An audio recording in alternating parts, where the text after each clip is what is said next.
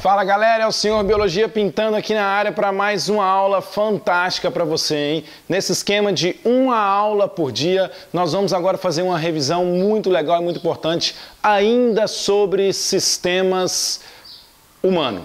Um assunto agora, sistema digestório, ok? Segue a vinheta e vamos para a aula!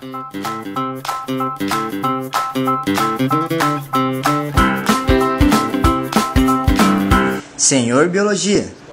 Se liga na revisão, pega aí o seu caderno, a sua caneta, faça suas anotações, as suas observações, ok? Primeiramente, para que a gente digere o alimento? O objetivo de digerir o alimento é reduzir o tamanho das partículas até que ele fique pequeno o suficiente para que consiga atravessar a parede do intestino, a parede do capilar sanguíneo e esse nutriente caia na corrente sanguínea, ok? Pois bem, são dois tipos de digestão que vão acontecer, digestão mecânica e digestão química. Vamos pegar um personagem. O nosso personagem é o delicioso e saboroso pão com linguiça. Isso, pão com linguiça. Vamos imaginar o caminho do pão com linguiça pelo nosso sistema digestório. Quais são os órgãos todos que ele passa? Começando pela boca, obviamente. Pela boca ele entra pela faringe. Cuidado, hein? Não é laringe. O primeiro órgão é a faringe e somente a faringe serve ao sistema digestório. A laringe, ela serve ao sistema respiratório. Qual que vem primeiro? Faringe ou laringe? Para você que tiver dúvida aí, não conseguir, às vezes se confunda, só fazer o seguinte, ó, cantar. Dó, ré, mi, fá, sol, lá. Qual que vem primeiro? Fá, dó, ré, mi, fá, sol, lá, si, dó.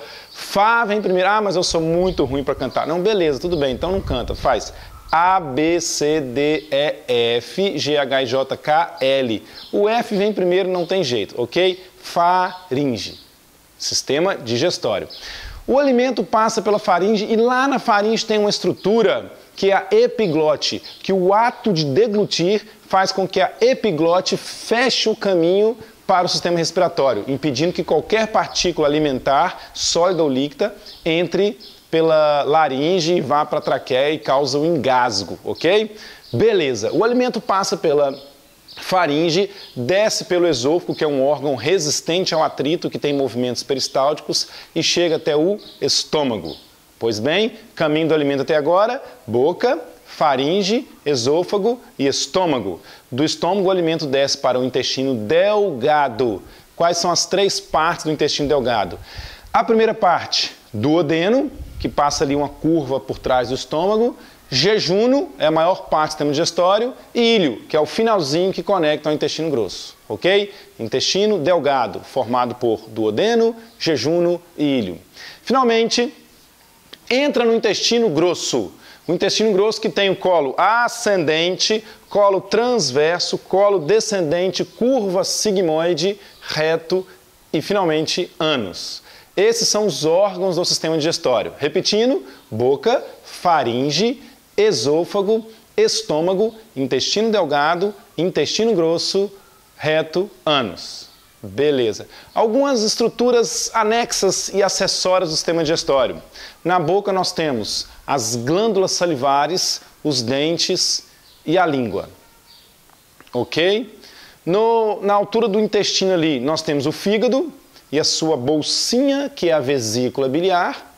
Nós temos o pâncreas, que é um órgão muito importante do trato digestório. Ok? Então, as estruturas acessórias, glândulas anexas, glândulas salivares, pâncreas, fígado e a vesícula biliar. A digestão mecânica é realizada pelos dentes e pela língua, ok? Por falar em dente, quais os dentes que nós temos? Um macetinho para você aí, preste atenção. Pegue a parte superior da boca, lado direito. Um quarto de boca. Um quarto de boca você tem 2 dentes incisivos, 1 canino, 2 pré-molares e 3 molares. Para ajudar a guardar, você pensa no ICPM 2123. ICPM 21, anota aí, ICPM 2123. O que é o ICPM? Incisivo, C de canino, P de pré-molar e M de molar. ICPM 2123 por quê? nós temos 2 incisivos e um canino, 21.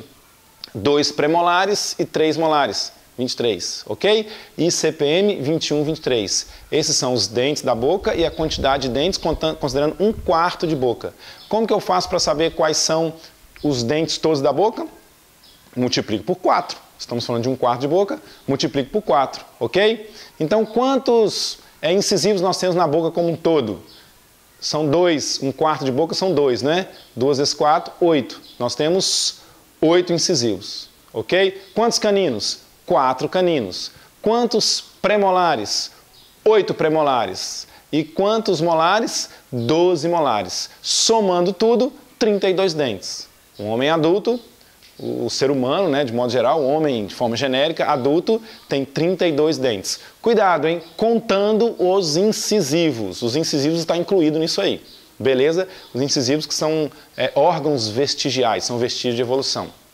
A língua também atua na digestão mecânica, ok? A língua, ao empurrar o alimento ali para entre os dentes, ela ajuda no processo de digestão mecânica. Outra importância da língua, o paladar. Na língua existem as papilas gustativas que detectam o paladar, ok? Juntamente com o olfato e todos os outros sentidos, você consegue distinguir o sabor dos alimentos. Beleza. Ainda na boca, nós temos as glândulas salivares. São 3 glândulas salivares. Uma que fica aqui debaixo da língua, que é aquela que sai aquele chuveirinho quando você está conversando e sem querer molha alguém, você fica todo sem graça e tal. Aquilo ali é a glândula sublingual. Às vezes isso acontece, às vezes ela expele em grande quantidade, rapidamente, um excesso de líquido. É a glândula sublingual. Aqui atrás, se você apalpar, você vai conseguir detectar, você tem a submandibular, ok? E lá atrás, com o caninho que desemboca no céu da boca, nós temos a maior de todas, que é a glândula parótida. A glândula parótida é que produz o maior volume de saliva, que tem na sua constituição mais de 90% de água, mucina, que dá a substância pastosa da saliva, e amilase salivar. A enzima amilase salivar. Então, na boca também existe digestão química, além da digestão mecânica, a digestão química, pela amilase salivar, ok? A amilase salivar também recebe o nome de pitialina e ela digere amido. O substrato sobre o qual a enzima atua é o amido. E ao quebrar o amido, ela produz alguns polissacarídeos menores. Libera, às vezes, alguma glicose, mas não completamente toda a glicose presente no amido, porque a digestão do amido apenas começa na boca. Cuidado com isso, hein? A digestão do amido não acontece na boca, ela começa na boca. Ela vai terminar de acontecer lá no intestino delgado. Beleza?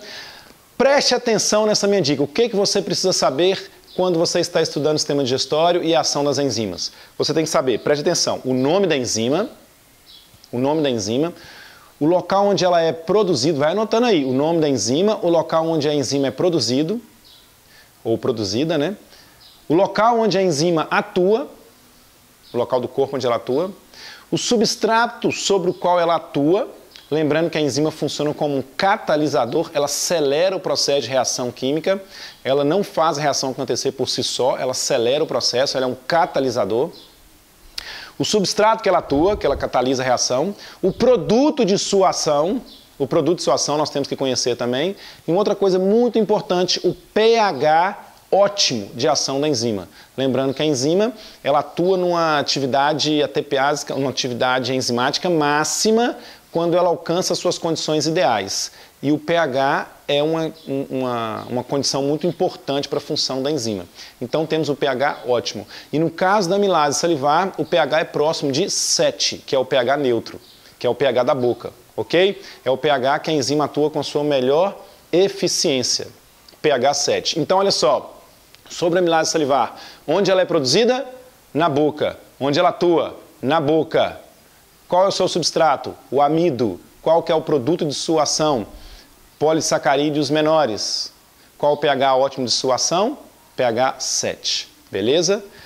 Seguindo pelo esôfago, não acontece digestão nenhuma, chega no estômago, nós temos uma outra digestão química agora sobre proteínas. Nós temos uma enzima produzida pelo estômago, que é a Pepsina. A pepsina é uma enzima proteolítica que é produzida na forma inativa chamada pepsinogênio. As formas inativas dessas enzimas recebem o nome genérico de zimógeno. É para proteger as próprias células que produzem essa enzima, ok? Ela é produzida na sua forma inativa. Quando ela entra em contato com o ácido clorídrico do estômago, ela se ativa, ela adquire sua forma ativa e de pepsinogênio ela se transforma em pepsina, ok? E a pepsina vai atuar em cima das proteínas, quebrando proteína e liberando polipeptídeos menores, ok? Preste atenção, no estômago apenas começa a digestão da proteína, não acontece a digestão completamente, beleza? Então, sobre a pepsina, local onde ela é produzido, estômago.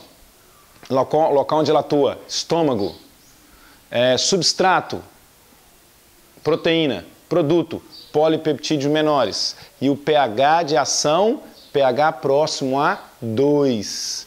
Menos ou mais um pouquinho, mas próximo a 2. Um pH extremamente ácido.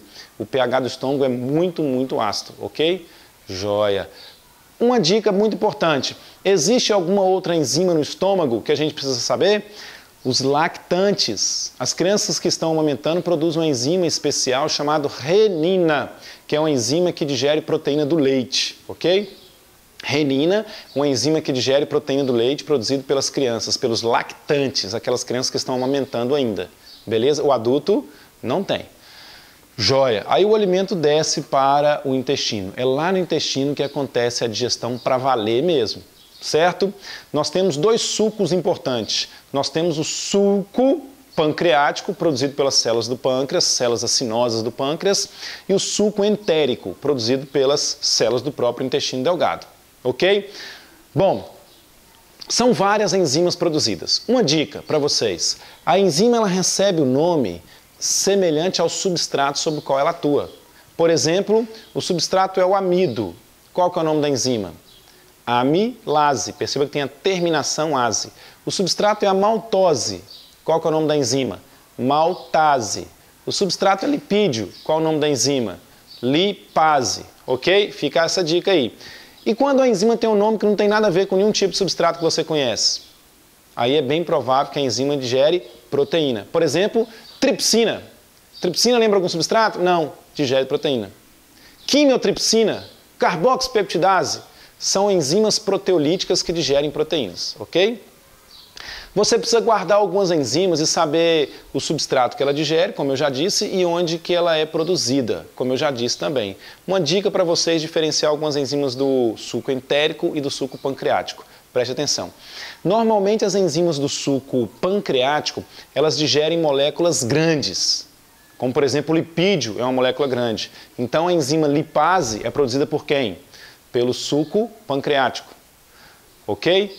Maltose é uma molécula pequena, formada por 2 monossacarídeos somente, que inclusive são 2 moléculas de glicose ligadas uma na outra. O nome da enzima é maltase. Quem é que produz a maltase? Suco entérico. O suco entérico produz as enzimas que digerem partículas menores. O suco pancreático produz enzimas que digerem partículas maiores. Essa dica vai te ajudar a diferenciar um e outro, ok? Qual que é o pH de ação ótimo no intestino delgado? pH próximo ao 8, ok? Próximo ao 8 é o pH ótimo de ação.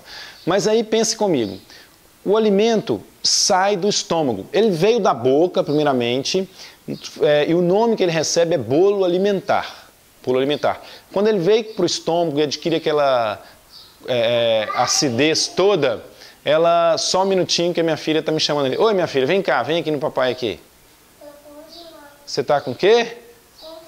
Vem aqui no meu colo aqui, deixa eu mostrar vocês para todas as pessoas ali. Olha aqui, ó. Essa é a minha filha, ela está com fome, ela está querendo digerir algum alimento aqui. Daqui a pouco eu dou comidinha para você, tá, minha filha? Dá um beijo no papai. Dá um beijo no papai. Isso, vai para lá. Vamos continuar aqui. Daqui a pouco eu vou lá, tá, minha filha? Muito bem. É isso aí, galera. Senhor Biologia é família. O quimo, quando esse alimento chega no intestino, no estômago, quando esse alimento chega no estômago, é o quimo. O quimo, ele tem coloração ácida, ele é muito ácido. E aí ele vai passar para o intestino delgado. E ele vai se transformar em quilo. O quimo se transforma em quilo. O que acontece para fazer o meio que era ácido ficar básico? Primeiro, o pâncreas libera bicarbonato de sódio. O bicarbonato de sódio reage com o ácido clorídrico e forma NaCl, que é o sal de cozinha, água e CO2, cortando completamente a acidez do meio. E aí vem a bile lá do fígado e torna o meio básico. Então perceba que a bile tem duas importantes funções. Ela torna o meio básico, propício para a ação das enzimas. Perceba que é levemente básico, hein? pH 8. Lá no estômago era muito ácido. No intestino é levemente básico, pH 8. Lembrando que o neutro é 7. E a outra função importante da bile é emulsificar as moléculas de gordura. Ela espalha as moléculas de gordura para facilitar a ação da enzima lipase.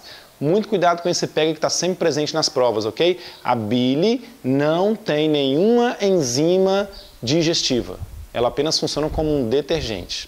Cuidado com outro pega sobre esse assunto. A vesícula biliar, que é a bolsinha que guarda a bile, ela libera a bile no intestino. Ela não produz a bile. Quem produz a bile, na verdade, é o próprio fígado, ok? Por isso que alguém, quando tem pedra na vesícula e vai retirar a sua vesícula, ela ainda continua produzindo bile, porque quem produz bile é o fígado.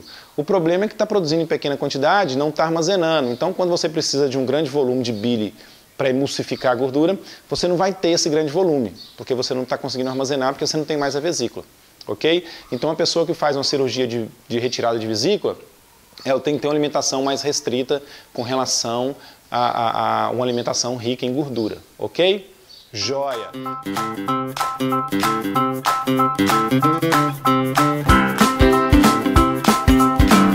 Senhor Biologia.